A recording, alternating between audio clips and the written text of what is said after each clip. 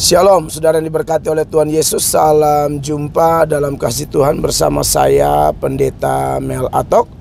Puji Tuhan, saya saat ini masih di Sydney, Australia. Dan puji Tuhan, saya bersama hambanya, Bapak Gembala GBI Worship Center Sydney, Bapak Pendeta Norman Ambarita. Kalau saudara pernah nonton YouTube saudara Andy Ambarita, nah ini papanya ya. Kita mesti rindu ya nyanyian-nyanyian, pujian penyembahan yang saudara Andy sampaikan ya. Dan saya bersyukur beberapa kali ke Sydney, saya selalu diterima oleh keluarga besar GBI Worship Center Sydney, saudara-saudara.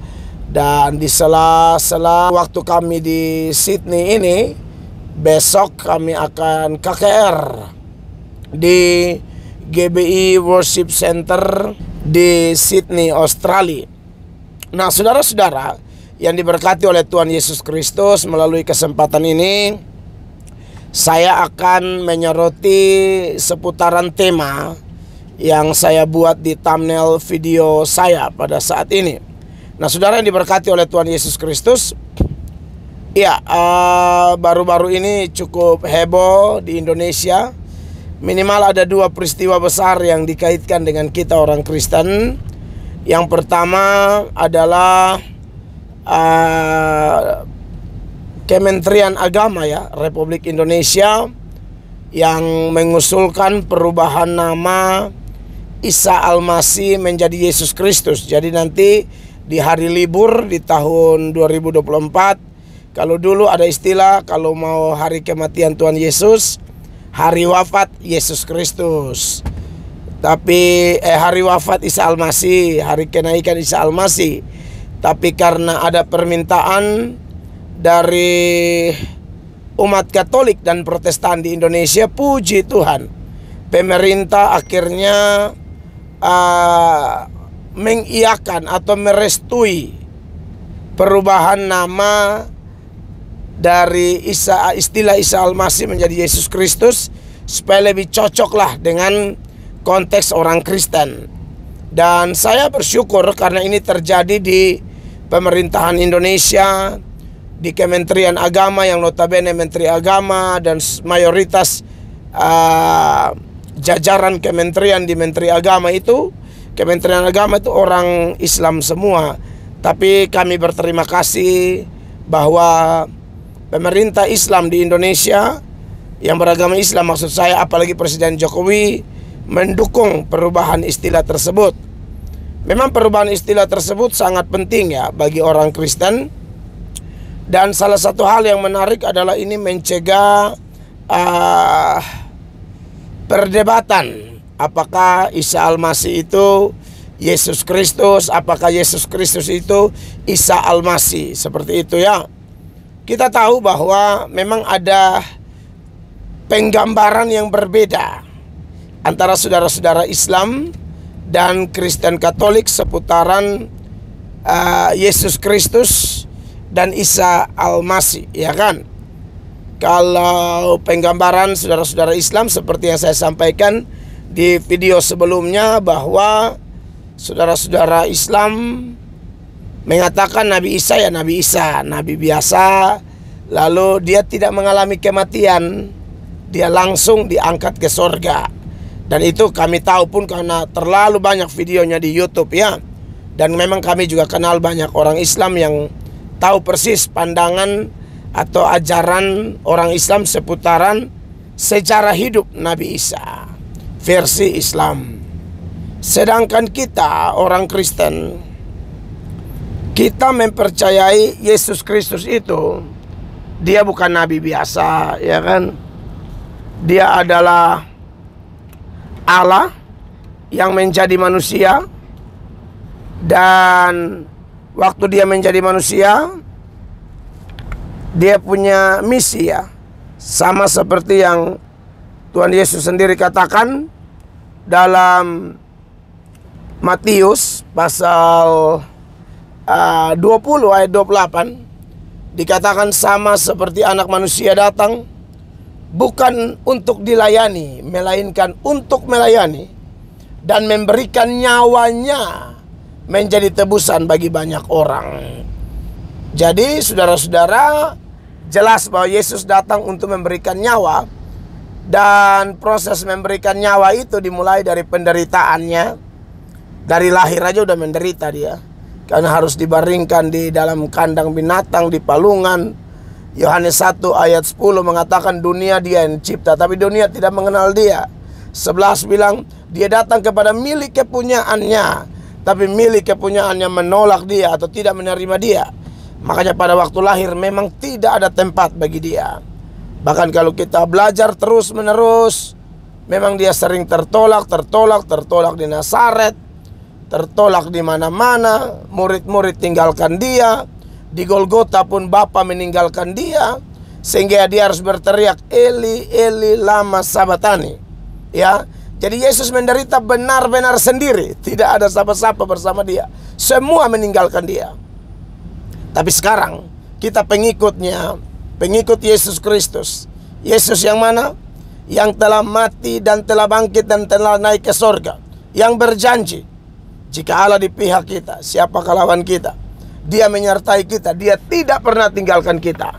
Maka dari itu, saudara yang diberkati oleh Tuhan Yesus Kristus,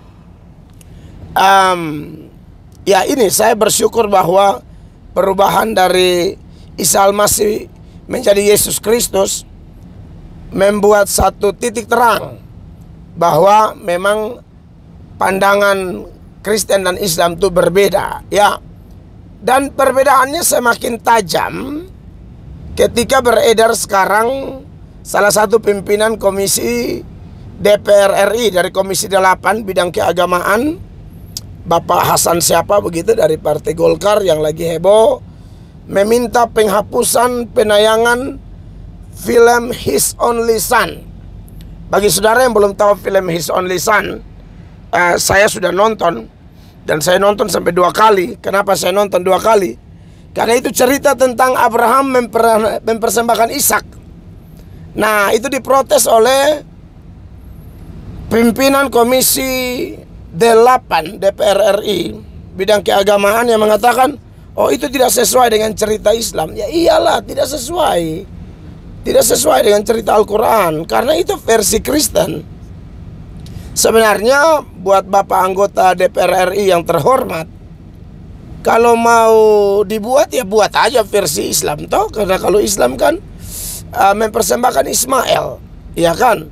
Nah, kalau kami tidak bisa rubah lagi itu, jadi maksud saya ini akan membuat semacam kegaduhan di Indonesia.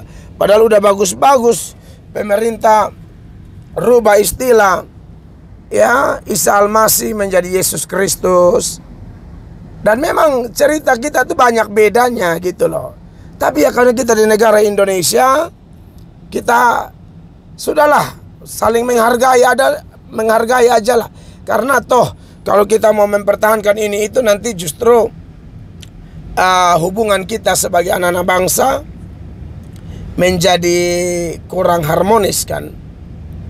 Oleh karena itu, saya Pendeta Mel Atok melalui video ini meminta kepada Bapak, sekali lagi saya sudah buat video, tapi ini gabungan 2 topik ini bagi saya sangat penting, bahwa kepada Bapak Pak Hasan Sapa begitu ya, yang kami hormati karena anggota DPR RI, Bapak tak usah urus lah yang begitu-begitu.